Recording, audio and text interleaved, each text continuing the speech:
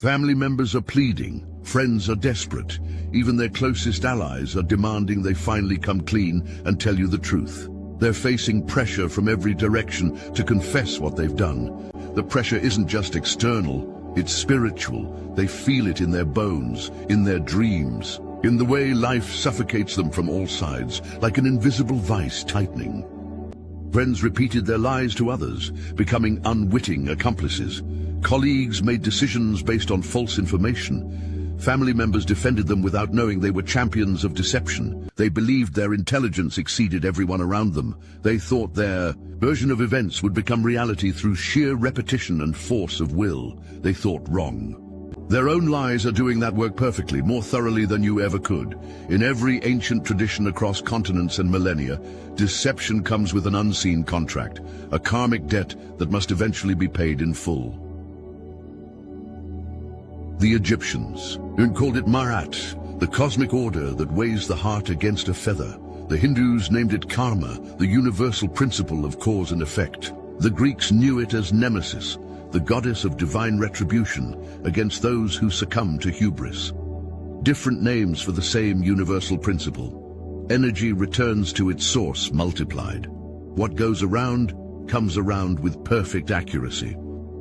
The moment they chose to deceive you, an invisible clock started ticking. A cosmic countdown began that would ultimately lead to this inevitable moment of reckoning. Psychological perspective. Studies show that chronic lying rewires the brain's neural pathways, making people increasingly self-destructive as they struggle to maintain their false reality. The constant vigilance required to remember which lies they told to whom. The perpetual anxiety of potential discovery. The cognitive dissonance between who they pretend to be and who they know themselves to be. Their mind became a battleground between what they knew to be true and what they claimed was true. This internal conflict manifests physically. Stress, hormones flooding their system, immune function compromising. Historical perspective. Betrayers always meet tragic fates throughout human history. Judas hanged himself after betraying Jesus. Brutus fell on his own sword after betraying Caesar. Benedict Arnold died in disgrace after betraying his country. Spiritual perspective.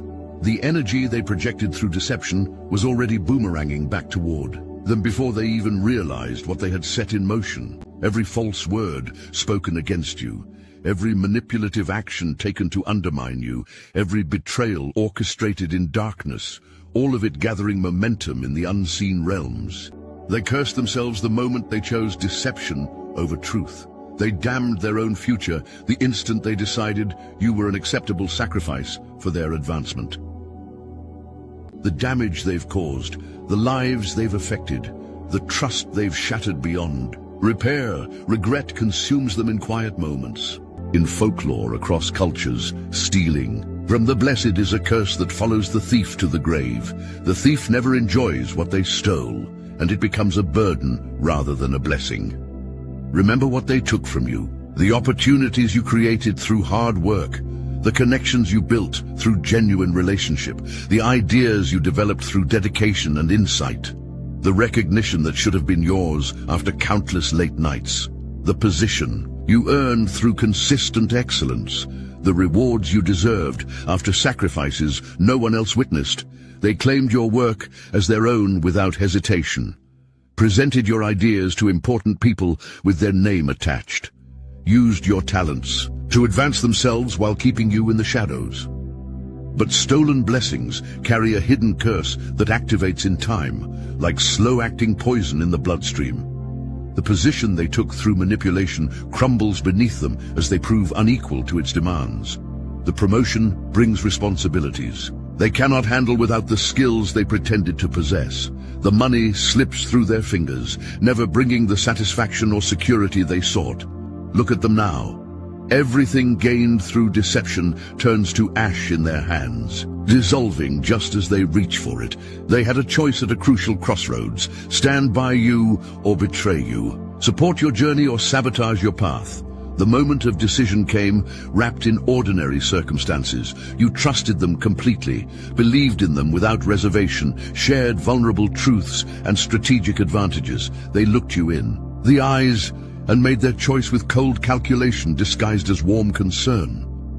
Like Esau selling his birthright for a bowl of soup in the ancient scripture, they traded something priceless for something pathetically temporary, a promotion that added a mere title to their email signature, a social connection with someone who would forget their name within months, a moment of approval from people who never truly valued them. The betrayal blindsided you with its surgical precision. The pain cut deeper than physical wounds ever could. The disbelief lingered for months as you reconstructed reality. You replayed every conversation, searching for missed clues, questioned every interaction, looking for overlooked warnings, doubted your own judgment, wondering how you could have been so wrong about someone. But time revealed the truth with crystal clarity, as it always does. Their betrayal purchased nothing of lasting value. The alliance they formed against you dissolved once your usefulness as a common enemy ended. The power they gained evaporated under the weight of incompetence and karma. The people they impressed, with their betrayal, have abandoned them for newer pawns, fresher allies, more useful tools, just like Esau in the ancient tale. When they realized their mistake, the magnitude of what they traded away, it was too late to reverse the transaction.